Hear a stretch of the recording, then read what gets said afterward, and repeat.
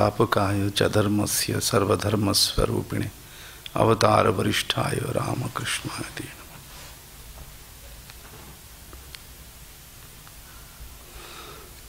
এখন এই বেদান্ত সারে বেদান্ত সরকার কি করলেন, যে আত্মার স্বরূপ কি সেটা বলতে গিয়ে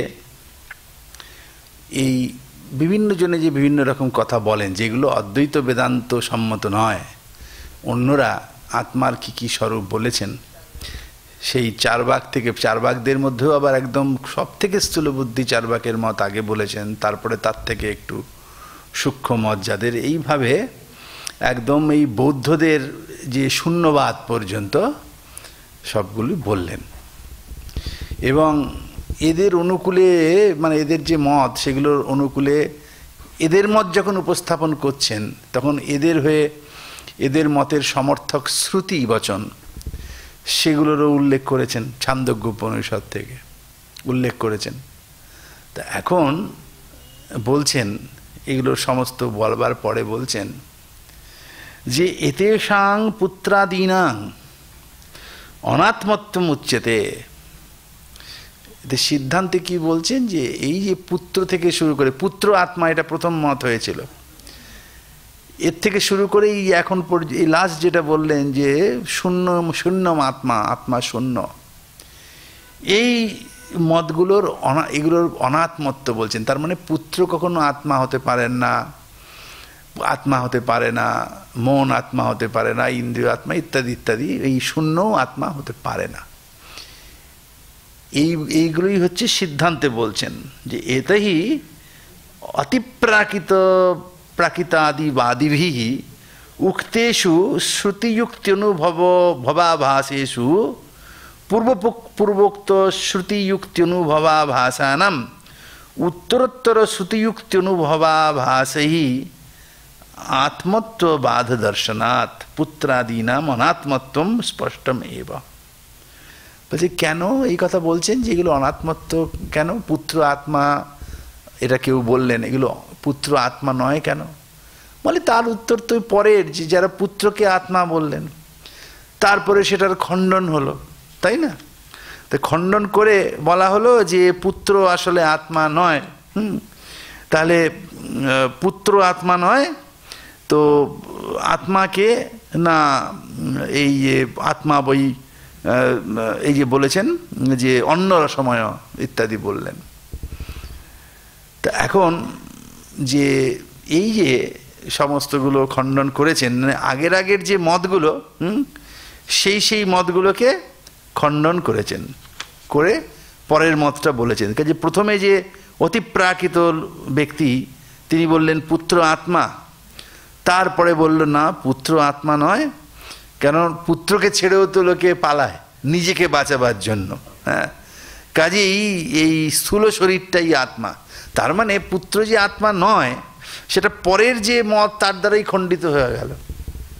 কাজেই আগের মতটা ঠিক নয়।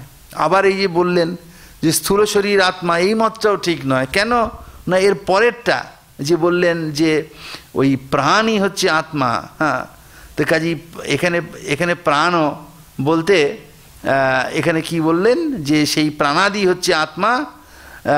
কেন, এই ইন্দ্রিয়ের অভাবে শরীর চলে না, তাই না? কাজেই আগের যে মতটা শরীর আত্মা সেটা খণ্ডিত হয়ে গেল, ইন্দ্রিয়ই আত্মা। প্রাণ বলতে এখানে ইন্দ্রিয়। তারপরের মতে তাহলে ইন্দ্রিয় কিন্তু আত্মা নয়। কেন নয়, পরের যে শ্রুতি বচন, পরের যে যুক্তি তার দ্বারা সেটা বাধিত হয়ে গিয়েছে। যে এই যে ইন্দ্রিয়কে আত্মা বললেন, তার বলে না, অন্য অন্তর আত্মা প্রাণময়। তৈত্তির উপনিষদ থেকে, কখনো ছান্দোগ্য উপনিষদ, কখনো তৈত্তির উপনিষদ থেকে সব শ্রুতির বচনগুলো দিয়েছেন। যে এখানে কি দেখা গেল, যে না, প্রাণ হচ্ছে আত্মা। কেন, প্রাণ না থাকলে ইন্দ্রিয়গুলো কাজ করবে না। তার কাজে ইন্দ্রিয় যে আত্মা নয় সেটা পরের শ্রুতির দ্বারা বাধিত হয়ে গেল, পরের যে যুক্তির দ্বারা তার দ্বারা বাধিত হয়ে গেল। আবার প্রাণও আত্মা নয়, কেন না, পরে আবার যুক্তি হচ্ছে অন্য অন্তর আত্মা মনোময়, এই যে তৈত্তির উপনিষদের কথা। তা এর দ্বারা কি বলা হলো, যে মন হলো আত্মা, কাজে প্রাণ আত্মা নয়।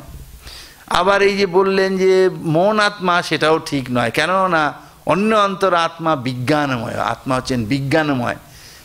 এই যে যুক্তি, এর দ্বারা আবার প্রাণ আত্মা নয়, এটা খণ্ডিত হয়ে গেল। আবার বিজ্ঞানময় নয় আত্মা, মানে ওই ক্ষণিক বিজ্ঞানময় নয়।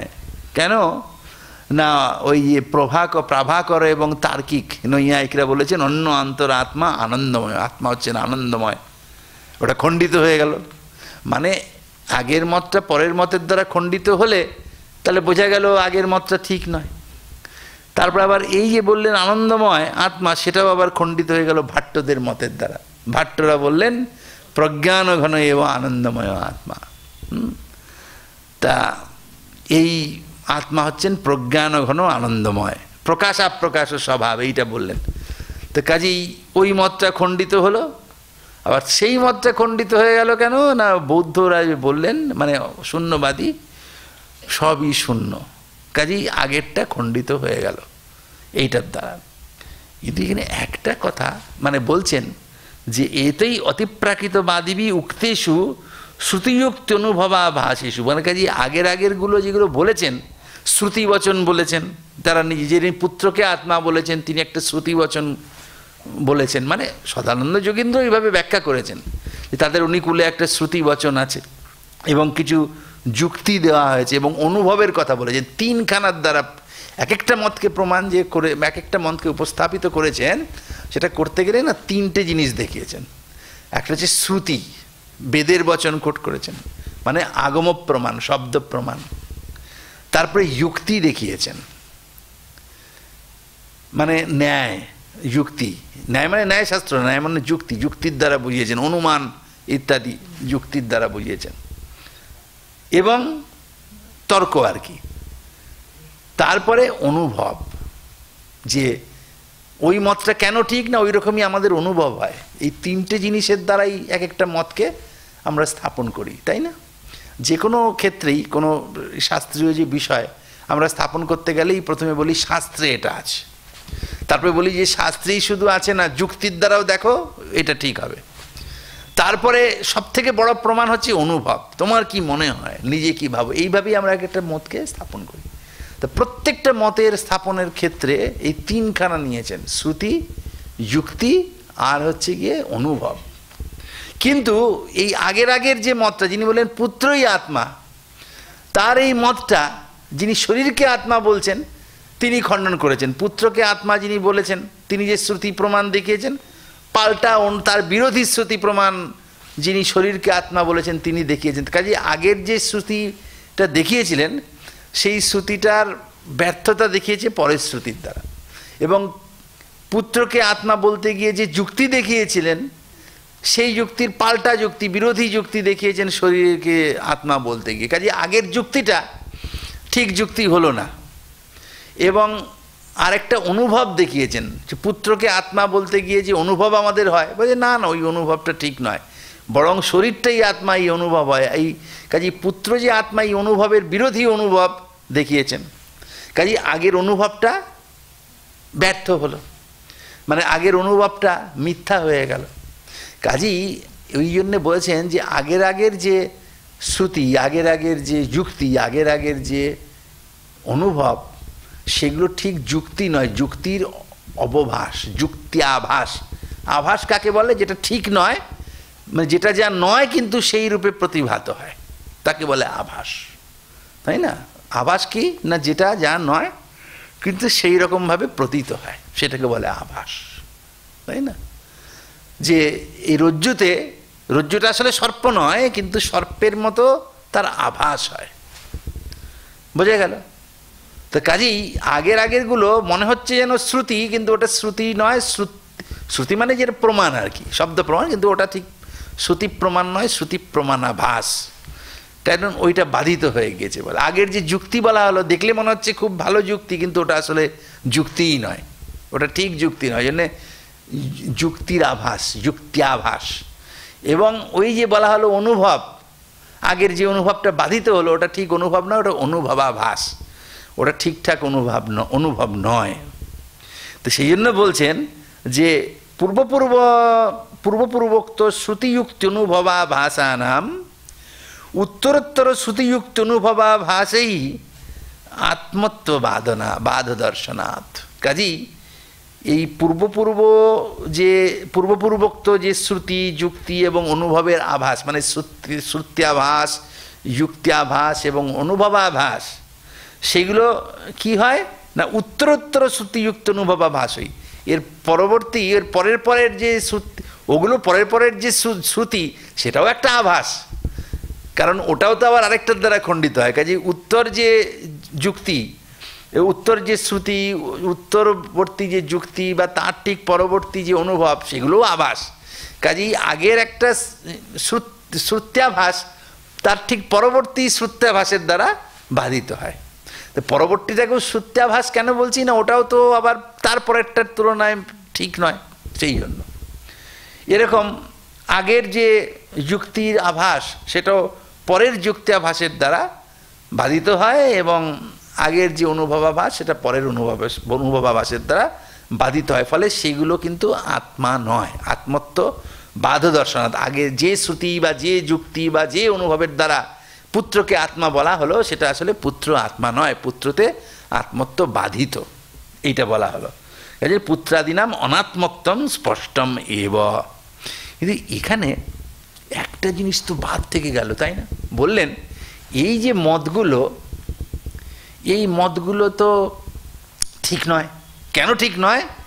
আগেরটা পরেরটার দ্বারা বাধিত হয়ে গেছে, কিন্তু লাস্টটার তো কোনো বাদ করলেন না, বুঝলেন?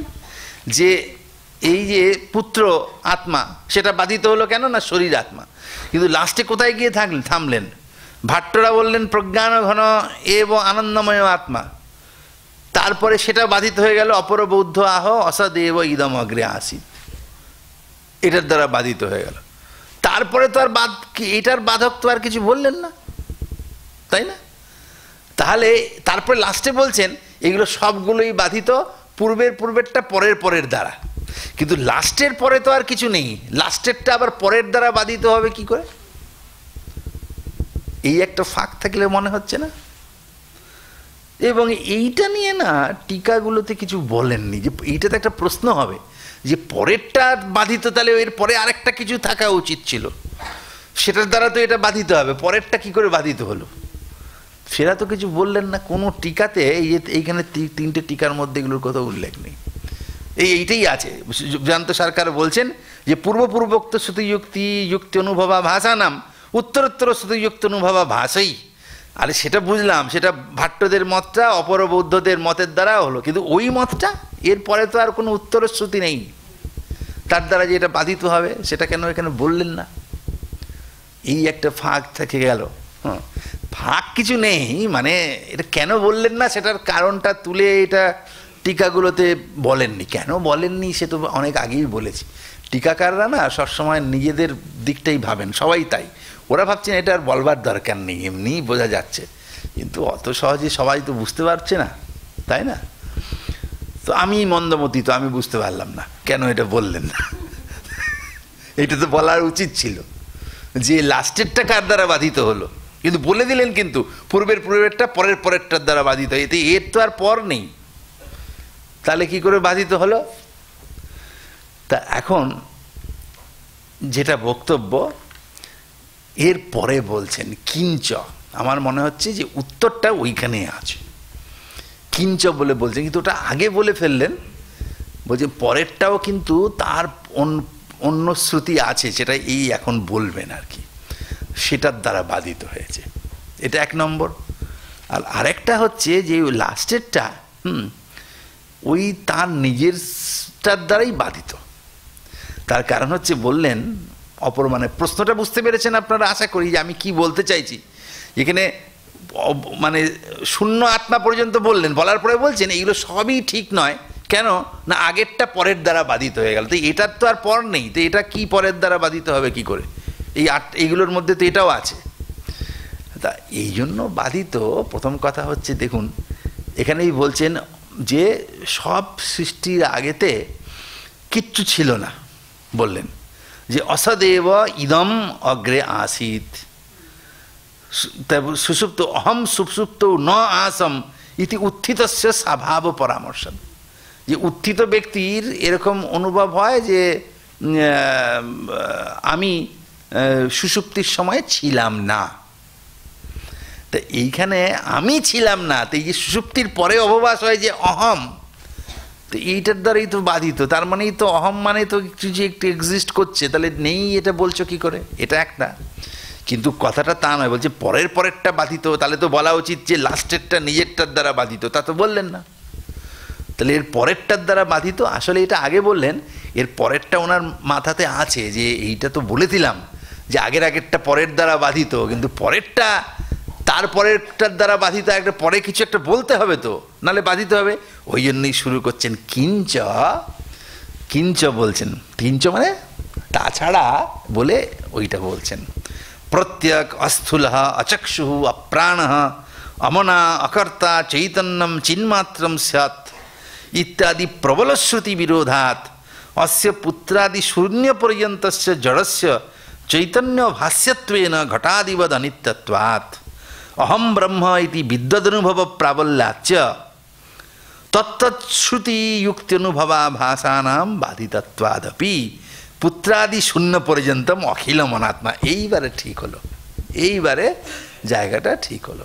কেন না, এই যে শ্রুতি, যে আরেকটা শ্রুতির কথা বলছেন যে প্রত্যেক অস্থূল অচক্ষু অমনা অকর্তা চৈতন্যম চিন্মাত্রম সৎ, এই যে কথাটা বললেন, এর দ্বারা কিন্তু ওই আগেরগুলো সব বাধিত হয়ে গেল। কেন? এর মধ্যে যে সৎ বলেছেন, চিন্মাত্রম সৎ, মানে এই আত্মা কি না, আত্মা হচ্ছেন তিনি প্রত্যেক আত্মা, তিনি অস্থূল, তিনি স্থূল নন, তিনি চক্ষু নন, তিনি প্রাণ নন, তিনি মন নন, কর্তা নন, তিনি চৈতন্য স্বরূপ, চিন্মাত্র, এবং তিনি শুধুই চিৎস্বরূপ এবং সৎ। এর দ্বারা ওই যে বলল অসদেব ইদম অগ্রে আসিত, ওটা বাধিত হয়ে গেল পরেরটার দ্বারা। তো এইটা আর কি ওনার মানে এইটা বলার পরে, মানে এটা একটা টেকনিক, উনিও জানেন এইভাবে বললে পরে জিনিসটা বোধগম্য হয় সহজে, সেই জন্য বললেন যে আগেরটা পরের দ্বারা বাধিত হলো। তো প্রশ্ন স্বাভাবিকভাবেই হবে যে পরেরটা কার দ্বারা বাধিত হলো না, এই সবগুলোরই বাধক একটা শ্রুতি আছে, সেটার দ্বারা এগুলো সবটাই বাধক। এবং পরে যেটা লাস্ট বলেছিলেন যে ওই সবই মানে শূন্যই আত্মা, সেটাও বাধিত হবে এটার দ্বারা, এটার দ্বারা বাধিত হবে। তো সেটা কীরকম না, এইটা আবার বিদ্বান মনোরঞ্জনী টিকাতে এইটা একটু পরিষ্কার করে বলেছেন যে আগেরটার দ্বারা পরেরটার দ্বারা বাধিত হবে। তো এখন ওই যে আত্মা বই পুত্র নামাসি, এটা তো একটা যারা পুত্রই আত্মা, ওই যে আগের কথাগুলো বলেছেন, তো সেইটা বাধিত হয়ে গেল কার দ্বারা না, সবাই এসব পুরুষ অন্যরা সময়, এই শ্রুতির দ্বারা সেটা বাধিত হয়ে গেল। ওই কথাগুলোই বলেছেন। তেহ প্রাণা প্রজাপতিম, এর বিরোধ হয়ে গেল। এটার বিরোধী আরেকটা বলেছেন অন্য অন্তর আত্মা প্রাণময়, এইভাবে যেগুলো আমরা সব ওখানে বললাম, দেখালাম। তো এরকম অসদেব ইদম ইত্যস্যা, এখন বলছেন চিন্মাত্রমিতি অনেন বাধ। তো ওই যে প্রজ্ঞানঘন আনন্দময়, এটার বাধককে চিন্ময়মিতি অনেন বাধ। তাহলে লাস্টে যে অসদেব ইদম ইত্যস্যা বাধক কি না, ওই সৎ ইতি অনেন বাধ, ওই যে প্রত্যেক অস্থূল অচক্ষু, ওই বিদ্বান মনোরঞ্জনী টিকাকার বলছেন এর পরবর্তীটাও এইটার দ্বারা বাধিত।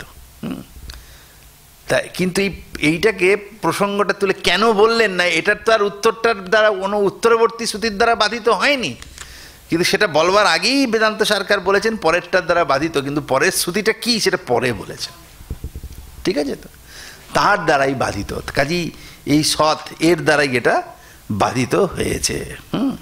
তা এখন এই যে একটা লাইন বলেছেন, হ্যাঁ, যে এই যে তিনি অস্থূল অচক্ষু অপ্রাণ অমনা অকর্তা চৈতন্য চিন্মাত্র সৎ, তো সেগুলোর ওই প্রত্যেকটার আলাদা আলাদা শ্রুতিবচন আছে যে তিনি প্রত্যগাত্মা, সেটা কি কঠোপনিষদে আছে, কশ্চিৎ ধীর প্রত্যগাত্মানমৈক্ষত, এবং তিনি যে স্থূল নয়, হ্যাঁ, তার থেকে ভিন্ন অস্থূলম অনন্যহস্বম অদীর্ঘম বৃহদারণ্যক উপনিষদে আছে।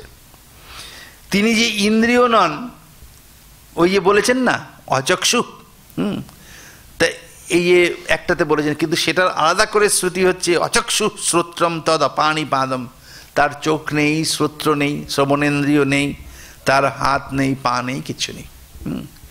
তিনি মানে এই যে ঈশ্বর, যদি ঈশ্বরকে আমরা দেখি, ঈশ্বরের এই চোখ কান এগুলোর কোনো প্রয়োজন হয় না, কারণ তিনি চোখ ছাড়াই দেখতে পারেন, কান ছাড়াই শুনতে পারেন, সবই।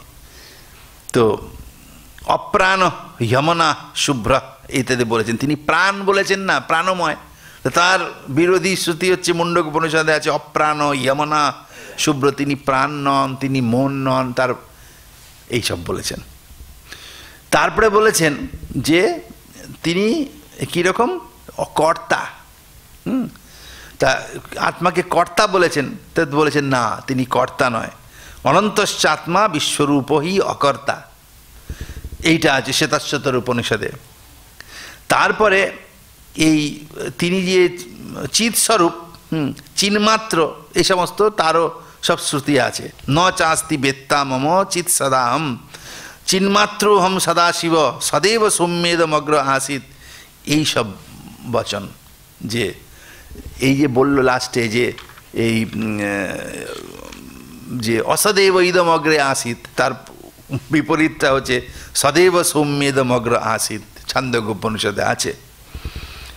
কাজেই সেই হচ্ছে আত্মা, এই কথাগুলো এখানে বললেন।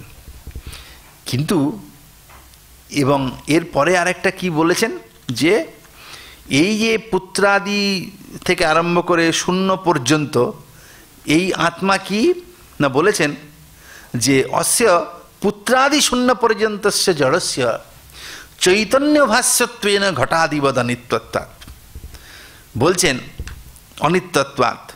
তা প্রথম কথা হচ্ছে শ্রুতি বিরোধ দেখালেন, যে এই যে লাস্ট যে শ্রুতি বললেন প্রত্যেক অস্থূল অচক্ষু ইত্যাদি বলেছেন, এবং তার আলাদা আলাদা এক একটা আলাদা শ্রুতিও আছে, এই যে বিদ্যন্মরঞ্জিনী টিকাতে বলেছেন। তা এখন এই যে শ্রুতি বচনের দ্বারা ওগুলো আগেরগুলো সবই বাধিত হলো।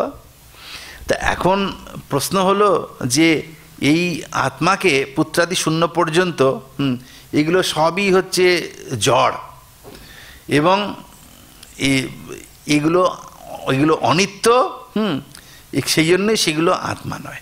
বলে কেন না, অনিত্য কেন না, চৈতন্য ভাস্বত্বেন ঘটাধিপত। তো বলছেন এই যে ঘট, এটা জড় অনিত্য, সেই জন্য এটার একটা অন্য প্রকাশের প্রয়োজন হয়, তাই না? যে এই ঘটকে দেখতে গেলে অন্য প্রকাশের আলোর দরকার হয়, কিন্তু আলোকে দেখতে গেলে আর আলোর দরকার হয় না। কাজেই এই যে সমস্ত জড় বস্তু, সেগুলো চৈতন্য ভাষ্য, চৈতন্যের দ্বারা প্রকাশিত হয়, সেই জন্য সেগুলো অনিত্য। কিন্তু চৈতন্যের আর অবভাষক দরকার হয় না। আসলে অদ্বৈত বেদান্ত মতে একই আত্মা তো, তিনি চৈতন্য স্বরূপ, চেতন। উপাধির বশে আগে সব আলোচনা অনেক আগে হয়েছে, এই অজ্ঞানের দ্বারা উপহিত হলে না, সেই চৈতন্যই অন্তঃকরণ রূপে একটা সীমিত হন। সেটা আসলে চৈতন্যই, সেইটা অন্তঃকরণ আবচ্ছিন্ন চৈতন্য, মানে ওই একটা অজ্ঞান বিশেষের দ্বারা উপহিত চৈতন্য। তাতে অজ্ঞানের দ্বারা ওই চৈতন্যটাই ঘটাকার পটাকার হয়। ঘটপট বলে আসলে বাহ্য কোনো বস্তুই নেই, অজ্ঞানের দ্বারা উপহিত হয়ে ওই চৈতন্যটাই ঘটাকার পটাকার হয়, সেই জন্য তখন সেটা প্রকাশিত হয়। বুঝতে পেরেছেন তো? আসলে ঘটপট বলে কিছু নেই, ওই চৈতন্যতে একটা বৃত্তি হয় ঘটাকার পটাকার, তবে এটা স্বাভাবিক নয়, অজ্ঞানের দ্বারা আরোপিত হয়। সেই জন্যে মনে হয় যে এইটা ঘট আমার কাছে প্রকাশিত হলো, কিন্তু চৈতন্যের মধ্যে আরোপিত না হলে ওগুলো আর আপনার প্রকাশিত হবে না। কাজেই চৈতন্যই হচ্ছে তার অবভাষক। যেমন একটা উদাহরণ, ধরুন একটা কচ্ছপ সব আছে না, তো লোকজন এসে খুব চড়ুই ভাতি করছে, হ্যাঁ, একটা তটভূমিতে চড়ুই ভাতি করছে সমুদ্রের, তো হঠাৎ দেখছে চরটা নড়ছে, তাই না? কি ব্যাপার, হঠাৎ এই ভূমিটা নড়ছে কেন? আসলে ওটা একটা কচ্ছপের পিঠের উপরে বসেছে সবাই, বড় কচ্ছপ। তা কচ্ছপটা নড়লে পরে ওইটাও নড়ছে, আসলে তো কোনো ভূমি টুমি কিছু নেই, কচ্ছপটা নড়ছে, নড়ার যে ক্ষমতা সেটা কচ্ছপের আছে, সেটাই যেন ভূমির উপরে আরোপিত হয়ে ভূমিটা নড়ছে। ধরুন একটা জল, জলের উপরে আপনার একটা ছায়া পড়লো, আপনি স্থির হয়েই আছেন, তা আপনার একটা বিম্ব পড়লো, তাই না? এবারে জলটা যদি কাঁপে তো আপনিও কাঁপবেন, পাশে যে আপনাকে দেখবে না, জলে বলে এই তুই এরকম কাঁপছিস কেন? বলছি না না আমি কাঁপছি না, ওই যে জলটার কম্পন আছে তাতে আমার বিম্ব পড়েছে বলে ওটাও কম্পনশীল মনে হচ্ছে।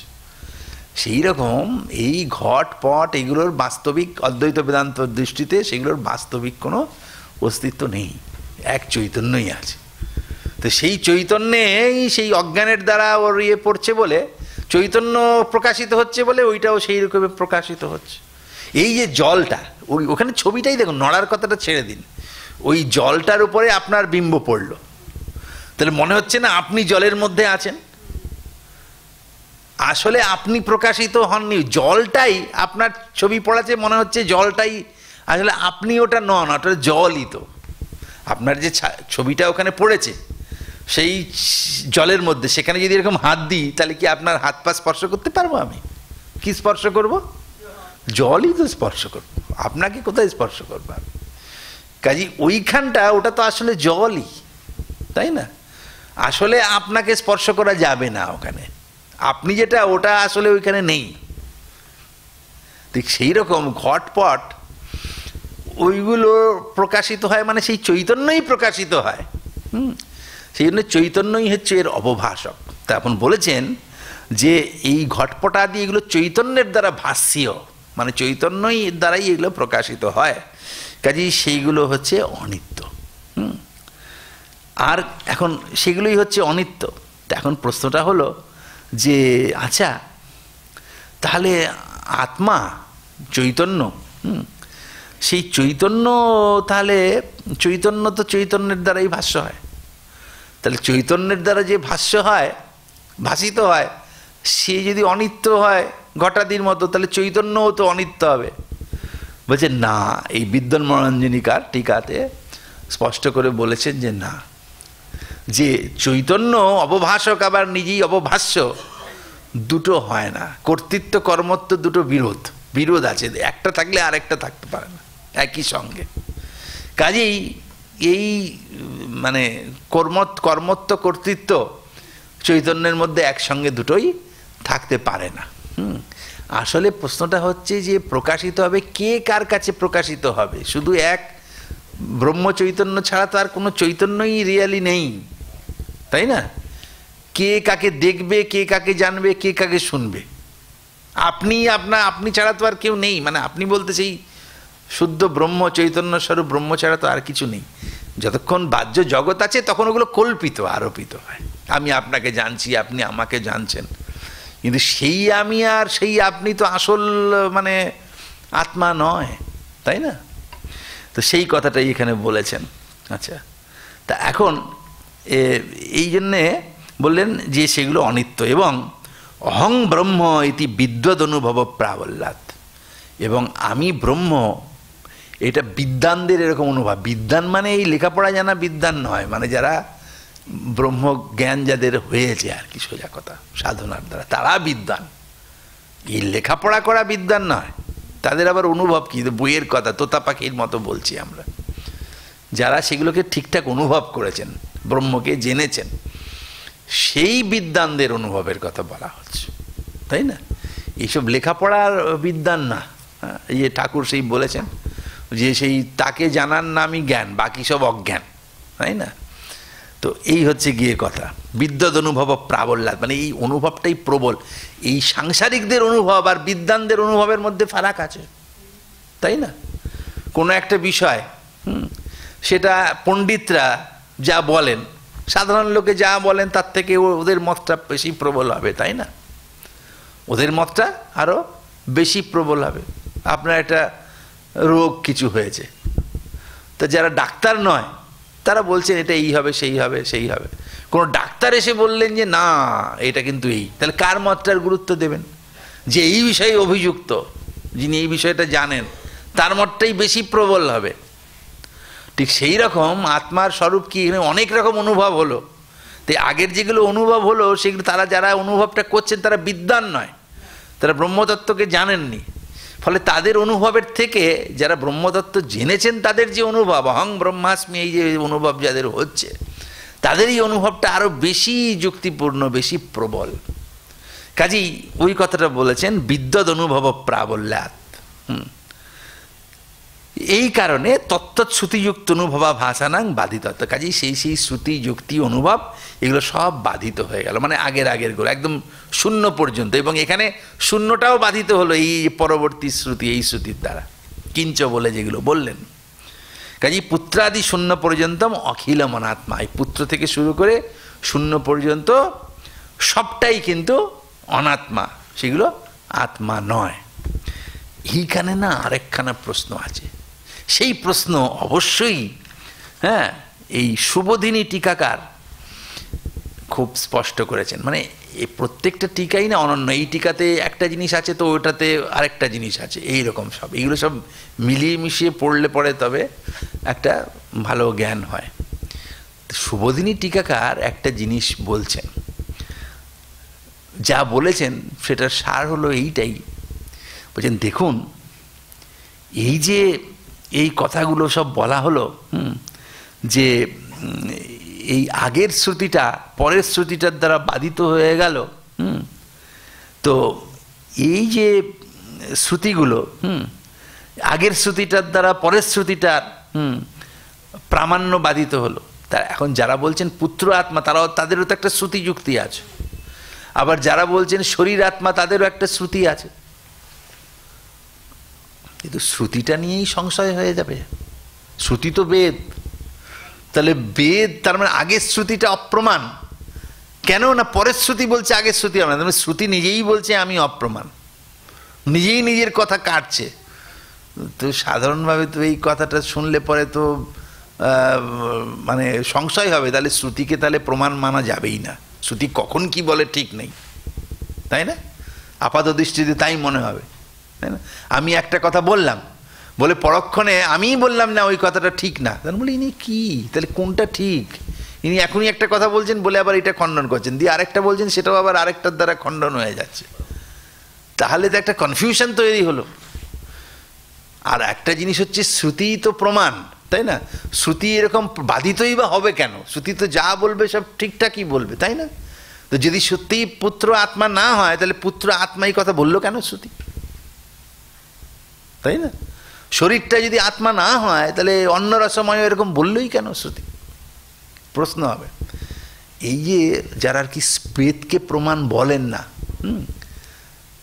বেদের বিরোধী যারা আর কি, তারা এই সমস্ত কারণগুলো দেখিয়েছেন। মানে চার্বাক, বৌদ্ধ, জৈন, বিশেষ করে চার্বাকরাও তারা বলছেন বেদ প্রমাণ নয়। ওরা সব বলেছেন ত্রয় বেদস্য কর্তারও ভণ্ড ধূর্ত নিশাচারা, এই সমস্ত বলেন আর কি, যে এই সমস্ত এই যে শ্রুতি বচন টচন এগুলোর কোনো প্রমাণ নেই। এসব কেন না, তার মধ্যে অনেক সব যুক্তি দেখি এইসবও বলেন শ্রুতি পরস্পর বিরোধী, পরস্পর বিরোধী কথা বলে। এখন একটা বললো তো তখন একটা বললো। যারা এরকম বলে তারা কি উন্মত্ত বা পাগলের মতো, ওই কথাগুলোর প্রামাণ্যই নেই, এই সমস্ত তুলেছে। কিন্তু এগুলো সব খণ্ডন করেছেন, হ্যাঁ, আমাদের সায়নাচার্য অনেকেই করেছেন এসবের খণ্ডন। সায়নাচার্যও করেছেন ঋগ্বেদের ভাষ্য ভূমিকাতে।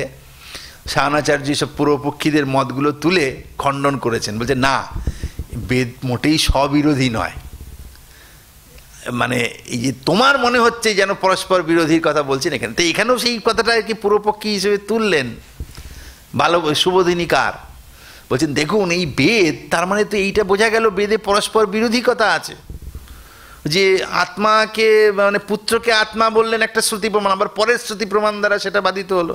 তখন আমাদের কনফিউশন হবে কোন শ্রুতি প্রমাণটা ঠিক। আমরা যদি বলি না ওই পুত্র আত্মা এই বিষয়ে যে শ্রুতি আছে সেটা শরীর আত্মা এই বিষয়ে যে শ্রুতি আছে তার দ্বারা বাধিত হলো, আমি উল্টোটাও তো বলতে পারি যে শরীর আত্মা এই শ্রুতিটাই বরং পুত্র আত্মা এই শ্রুতির দ্বারা বাধিত হোক, তাই না? তো এরকম তো আমরা বলতে পারি যে কোনো বেদের কিছুটা কোনোটা বেদের বচন প্রমাণ আর কোনোটা প্রমাণ নয়। তো এই একটা সংশয় তৈরি হবে। তা এইখানে শুভদিনী টিকাতে বলেছেন নহি বেদবাক্যেষু কেশাঞ্চিদ অপ্রামাণ্যম কেশাঞ্চিত প্রামাণ্যম ইতি বা শক্যম প্রতিপাদয়িতুম। বলে বেদবাক্যের এইগুলো প্রমাণ আর কিছুটা প্রমাণ নয়, এরকম তো বলা যেতে পারে না।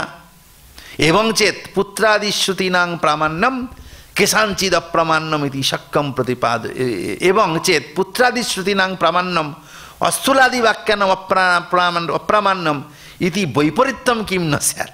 যে পুত্রাদি শ্রুতির যে পুত্রই আত্মাই শ্রুতির প্রামাণ্যটা শরীর আত্মাই শ্রুতির প্রামাণ্যের দ্বারা বাধিত হয়েছে, কেন বিপরীতটা কেন হবে না? ওটার দ্বারা এটা বাধিত হবে না কেন? তো এই হচ্ছে বেদবাক্যগুলোর অপ্রামাণ্য তাহলে আছে। এবং বেদান্ত বাক্য এগুলো তো সবই বেদান্ত, তো বেদই, উপনিষদই তো বেদান্ত। তো তার উত্তর হচ্ছে এইটা যে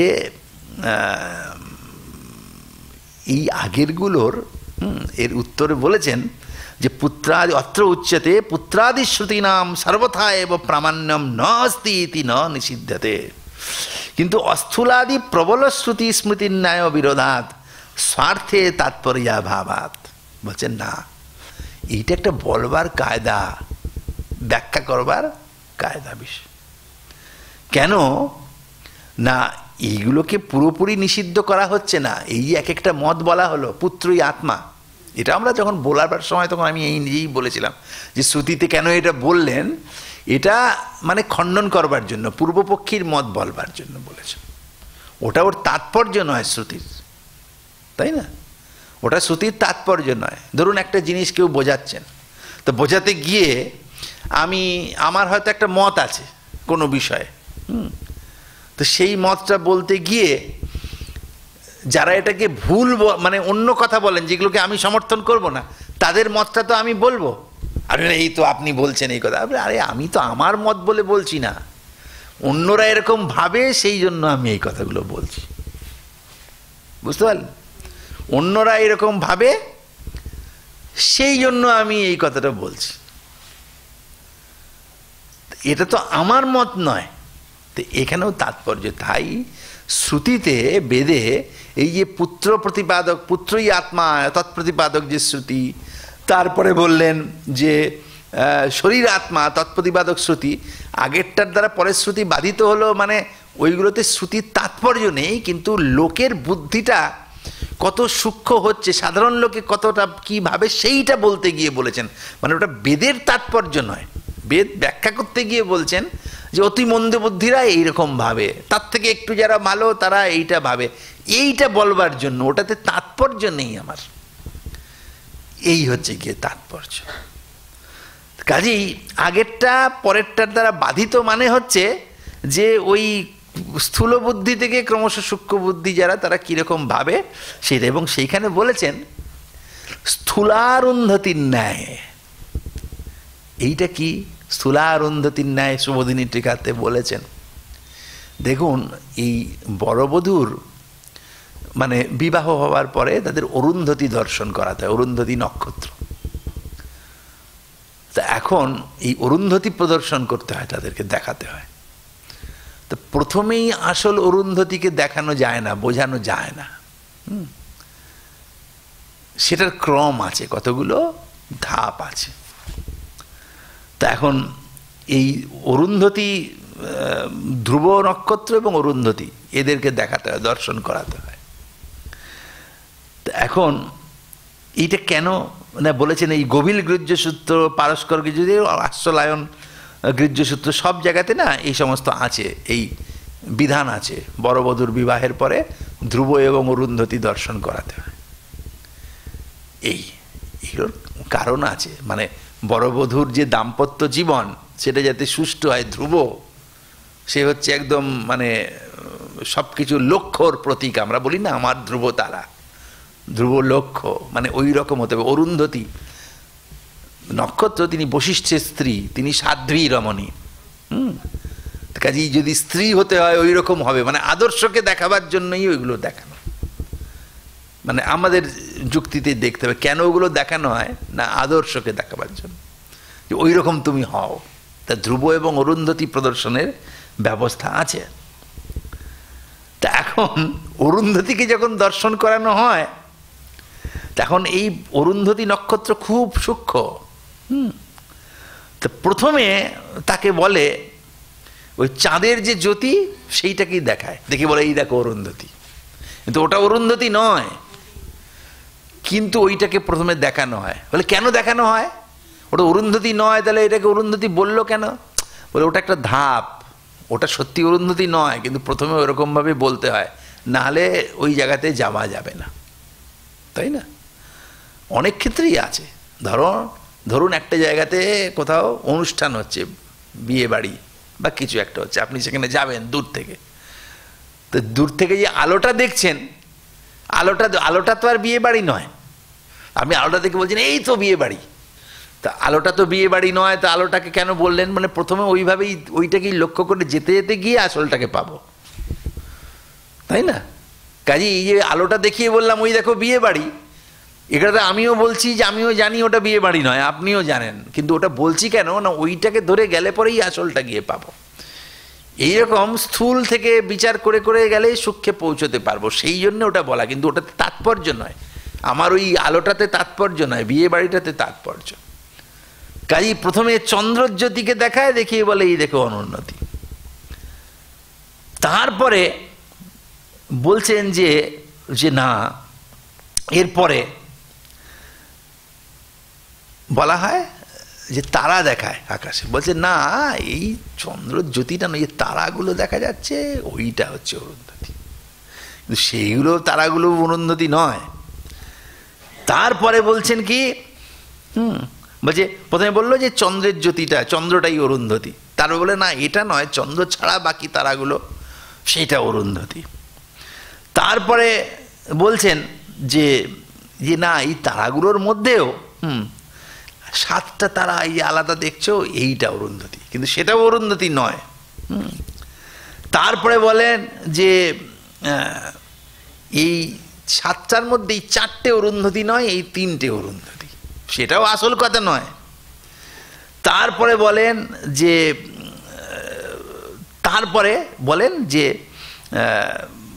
যে না, ওই আরও কাছাকাছি গেলে পরে তখন ওই সূক্ষ্ম একটা তারাকে দেখিয়ে বলা এটা অরুন্ধতী। তো প্রথমেই ওই অরুন্ধতীটাকে দেখানো যায় না, প্রথমে বলে দেখো ওই যে চন্দ্র সেটা অরুন্ধতী, তারপরে না এই চন্দ্র ছাড়া আরও নক্ষত্র দেখছো সেটা অরুন্ধতী, তারপরে বলে না এই এত নক্ষত্রের মধ্যে ওই 7টা অরুন্ধতী, তারপর ওই 7টার মধ্যে বলা হয় যে না এই 3খানা, 4টের মধ্যে বাদ দিয়ে এই 3টে অরুন্ধতী, তারপরে সূক্ষ্মটাকে দেখানো হয়। বল তাহলে এইটাই যদি হয় তাহলে প্রথমেই ওটা দেখালো না কেন, আগে এইগুলো বললো কেন? চাঁদ তো তার অরুন্ধতী নয়, তাহলে চন্দ্রকে কেন অরুন্ধতী বলে? বলে এইটি টেকনিক, এইভাবে যেতে হয়, নাহলে ছট করে দেখানো যায় না, ক্রমশ সূক্ষ্ম সূক্ষ্ম সূক্ষ্ম সূক্ষ্মভাবে যেতে হয়। তাহলে এখানে এই জন্যই বলেছেন যে এই যে আগের কথাগুলো যে বলল সেগুলো তাই, এই যে আত্মা তিনি ইন্দ্রিয় নন, শরীর নন, তার থেকে ভিন্ন, চট করে এটা বললে আপনি বুঝতে পারবেন না। কাজেই এইরকম বিচার করে করে গেলে যারা একদম স্থূল বুদ্ধি তারা কি বলে, তাই বললেন না ওটা নয় এইটা, আরও সূক্ষ্ম আরও সূক্ষ্ম আরও সূক্ষ্ম করতে, সেই জন্যে এটা একটা টেকনিক বলাবার। তাই বলে আপনি যদি এখন বলেন এই তাহলে তো মিথ্যে কথা বললো চাঁদ, বলে না ওটা উনিও জানেন ওটা তারা, কিন্তু ওইরকম বলতে বলতেই আসল জায়গাটাতে যেতে পারা যায়, নাহলে হঠাৎ করে আকাশে তাকিয়ে একদম নির্দিষ্ট একটা থেকে এই দেখো অরুন্ধতী আপনি বুঝতে পারবেন না। হ্যাঁ, আস্তে আস্তে করে অনেকের মধ্য থেকে বুঝতে হয়। ধরুন এইখানে এত আরও লোক ধরুন ভর্তি আছে, সেখানে একজন কোনো বিশিষ্ট বাবুকে আপনি দেখাতে চান, হ্যাঁ, আপনি যদি চট করে একজনকে বলেন যে ওই যে ওই বাবু, বলে কে, এত লোকের মধ্যে বুঝতে পারবেন না। আপনার দৃষ্টিটাকে না ক্রমশ সীমিত করতে হয়, বলে দেখো তুমি ওই বাবুকে দেখতে গেলে তুমি তোমার দৃষ্টিটা ওই লাস্ট 5টা বেঞ্চের মধ্যে রাখো, অন্য লোককে যেন তুমি দেখছো না, ওই 5টা বেঞ্চে যারা বসে আছে তাদের বলে হ্যাঁ ওদিকে দৃষ্টি স্থির করলাম। বলে 5টা বেঞ্চও করো না, প্রথম 3টে বেঞ্চকে বাদ দাও, দিয়ে আরও 3টে বেঞ্চের দিকে দেখো, লাস্টের 3টে। তার 3টে বেঞ্চে বলে লাস্টের বেঞ্চটাকে ছেড়ে দাও, দিয়ে মাঝখানের বেঞ্চটাকে দেখো, মাঝখানের বেঞ্চে দৃষ্টি দিলেন। তারপরে মাঝখানের বেঞ্চে ওই থার্ড দেখো, ওই লাল থার্ড যে ব্যক্তি বসে আছে মাথায় লাল টুপি বা অমুক তমুক, এখানে কিন্তু কেউ নেই, মানে আমি বলছি টুপি তো এখন কেউ পরবেন না, হ্যাঁ, তো ওই যে লাল টুপিওয়ালা আছেন তিনি, তখন আপনি চট করে চিনতে পারবেন। কিন্তু প্রথমেই যদি এত সমুদ্রের মধ্যে বলিয়ে দিই ওই অমুক বাবু, আপনি চিনতে পারবেন না। আপনার দৃষ্টিটাকে ক্রমশ সূক্ষ্ম করতে করতে যেতে হবে, যে না এরকমভাবে হবে না, তুমি ওই লাস্ট 5টা বেঞ্চকে দেখো আগে, তারপরে ক্রমশ। এইটাই হচ্ছে টেকনিক। সেই জন্যেই আসলে ওই স্থূলারুন্ধতি, মানে এই যে ধ্রুব এবং অরুন্ধতিকে দর্শন করাবার জন্য প্রথমে স্থূল অরুন্ধতি প্রদর্শনের জন্য আগে স্থূল অরুন্ধতি, তারপরে সূক্ষ্ম সূক্ষ্ম অরুন্ধতিতে গিয়ে পৌঁছানো যাবে। সেই জন্যই এইটা বলেছেন। ফলে আগের বচনগুলো কিন্তু অপ্রমাণ, এইটা কিন্তু বলা যাবে না। তো এই কথাটা। আচ্ছা, তারপরে আরও প্রশ্ন আছে। কাজেই কি দাঁড়ালো এটা? কাজেই সেই পুত্রাদি শূন্য পর্যন্ত সবটাই হচ্ছে মানে অনাত্মা। তাহলে আত্মা কি? এগুলোর থেকে ভিন্ন প্রত্যাঘাত। এখন এই টিকাতে আরও কিছু কথা আছে, আলোচনা আছে, যে সেই এই প্রসঙ্গক্রমে এসেছে যে তাহলে সেই আত্মার মানে কি পরিমাণ, তিনি কি মানে অনুপরিমাণ নাকি মধ্যম পরিমাণ নাকি কি পরিমাণ, এইসব। তাহলে আত্মার যে বিভিন্ন পরিমাণ নিয়ে এইসব আলোচনাগুলো রয়েছে। তো সেখানে বলতে গিয়ে বলছেন যে দেখো এই আত্মা তিনি কি তাহলে অনুপরিমাণ? এই যে বলা হলো, এই যে তিনি স্থূল নন, তিনি চক্ষু নন, প্রাণ নন, এইসব বলা হলো, তাহলে তার পরিমাণটা কি, তার আকার সাইজ কি, এইসব নিয়ে একটা সাধারণভাবে তার পরিমাণটা কি। তো এই বিদ্বান মনোরঞ্জনী টিকাকার সেসব নিয়ে আলোচনা করেছেন যে কেউ কেউ আত্মাকে অনুপরিমাণ বলেন, পরমাণুর মতো। তো বলছেন না, অনুপরিমাণ হবে না, কারণ নাহলে আমাদের সারা সর্বশরীর ব্যাপী চৈতন্যের অনুভব হয়, তাই না? আপনার এখানেও মানে আত্মা শুধু এইখানের মধ্যে ঢুকে আছে আর বাকি জায়গাটা প্যারালাইজড, তা তো আর আপনার অনুভব হয় না। সর্বশরীর ব্যাপী ব্যথার অনুভব হয়। একই সঙ্গে যদি এখানেও চিমটি কাটি, পায়েও চিমটি কাটি, দুটো জায়গাতেই লাগবে, তাই না? অনুপরিমাণ হলে যখন যদি আত্মা হাতের মধ্যে থাকেন, এখানে লাগবে, পায়ে চিমটি কাটলে লাগার কথা না, ওটা যেন প্যারালাইজড হয়ে যাবার মতো, তা তো হয় না। সর্বশরীর ব্যাপী অনুভব হয়।